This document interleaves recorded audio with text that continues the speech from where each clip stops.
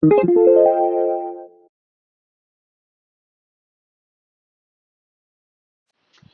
guys, so today's video is going to be all about my eyebrows.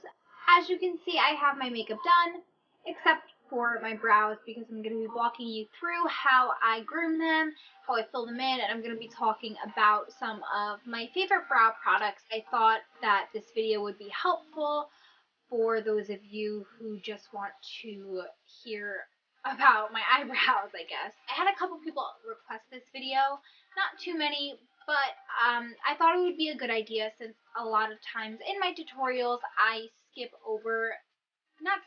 but I fast forward me doing my brows. But for those of you who would like to see a more in-depth, more explained way of how I do my brows, then you guys will be able to reference this video if ever you have any questions about them. I don't get my brows waxed, I don't get them threaded. I am a fan of tweezers and just tweezing them at home. As I see hairs that need to be tweezed, I will go in and pluck them out. I've been letting them grow a bit just so you guys can get a better feel for how I groom them. So if you'd like to see how I fill them in, how I groom my brows, and a couple of my favorite brow products, then please just keep on watching. So my favorite tweezers are by Tweezerman, and basically all I'm going to do is I really don't mess with the natural shape of my brow too much.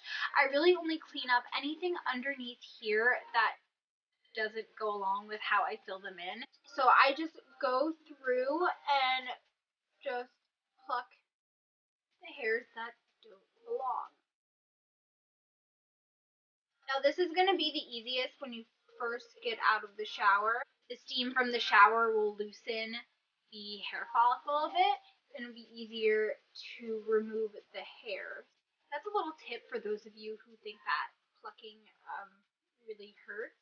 It does hurt a little bit, but it's not too bad. I just don't like the idea of waxing because I don't like the idea of tugging the entire piece of skin above my eye. I just feel like my eyes are gonna start sagging.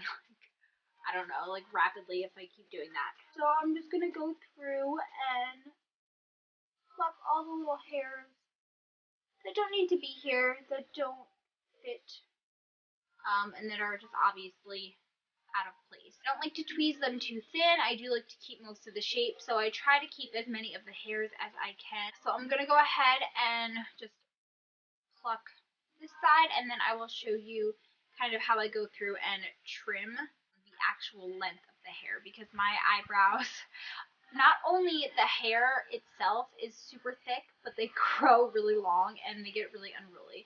So then, taking my spoolie and a little pair of scissors, I just go through and trim any hairs that are considerably long. I'm actually just going to rotate the spoolie and kind of expose all these long hairs, and my brows look a little bit crazy now, but it's really gonna help show you which hairs need to be trimmed. So after I kind of brush everything up, I literally just go through with the scissors and just trim the tips of the hairs that just look a little bit too long to me. Now I don't like to get too carried away with this because since I am missing some pieces of hair in certain areas, I kind of like to overcompensate a little bit and brush maybe the longer pieces of hair to kind of conceal any spots that may be missing. So you definitely don't want to cut them too short, and I wouldn't recommend that you do either. Now I'm gonna brush the brows back in a normal position as if I was going to fill them in, which is what we are going to be doing next. So my favorite holy grail brow product right now is the Anastasia Beverly Hills Brow Powder, and I am in the shade Dark Brown. Really like this powder because it is more of an ashy toned brown.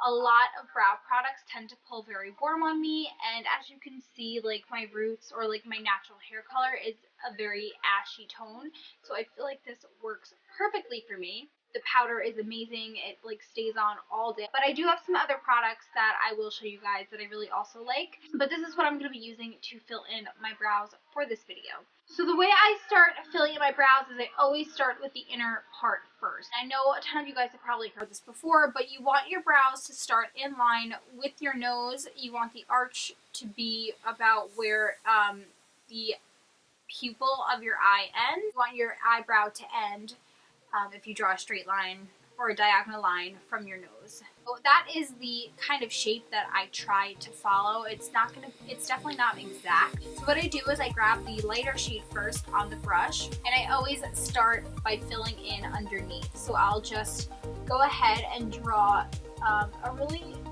gentle line, and then again, taking the light powder, I will go ahead and draw a line on top, doing the same thing. Now right here is where it starts to get tricky because I kind of wish I had more hair there. So this is kind of where I fake my arch a bit. We'll come back to that in a second. I do take a little bit more of the brow product, and I have my brush sideways now as opposed to upright, and I push from the bottom of my brow upwards to kind of disperse powder there. And then I take my brush upright again, and with no additional product,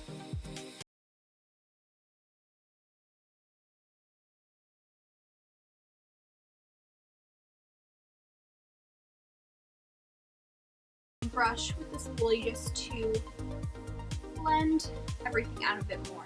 Now instead of going directly on and finishing the tail of the brow, I do the same thing to the front part of this brow because otherwise my brush will have dark brown on it, and we want the inner part of the brow to be lighter. So I'm just going to do the exact same thing that I did on this side to this eyebrow.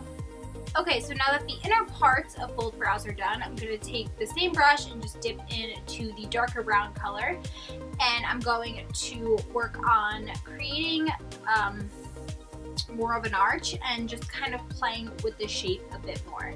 I follow the line of the hair from where we left off, and this is the part right in here where I kind of manipulate the shape a bit. So we're going to dip into the dark brown.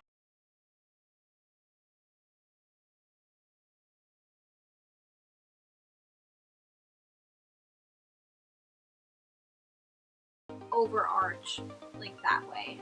First stroke I do make a bit heavier because with the arch that can be the darkest part of your brow, and then I'll go through and kind of do more like flickers and more like lighter hair-like looking strokes just to fill in that little gap. Whatever product is left over on the brush, I'll kind of bring through towards the front of the brows just to kind of marry the two colors and not make it look so separate to one another. Now after I am happy with the shape and the color and everything like that, I will go ahead and set it with my brow gel, and this stuff is amazing. I used to use an e.l.f. brow gel, which was $1, and I like, you don't need to spend a lot of money on brow gel, but this stuff seriously is awesome. Especially if anyone has eyebrows like I do that are totally unruly and the hairs are long and they go everywhere. This stuff is amazing because they will not budge. And yeah, that is how I fill in my brows. It's really easy. They're not high maintenance at all. I don't use any like concealer to clean it up or anything like that. I don't know, this is just how I do my brows. But I will zoom you guys back out, and I will show you a couple other products that I really enjoy using on my eyebrows in case you guys don't like using a powder, because I do have different options. So for those of you who don't like using a brow powder, there are a couple other different products that I really enjoy using. The first one is this Tarte Emphasize Waterproof Amazonian Clay Brow Mousse. This stuff is fantastic. I use this a lot when I first started YouTube.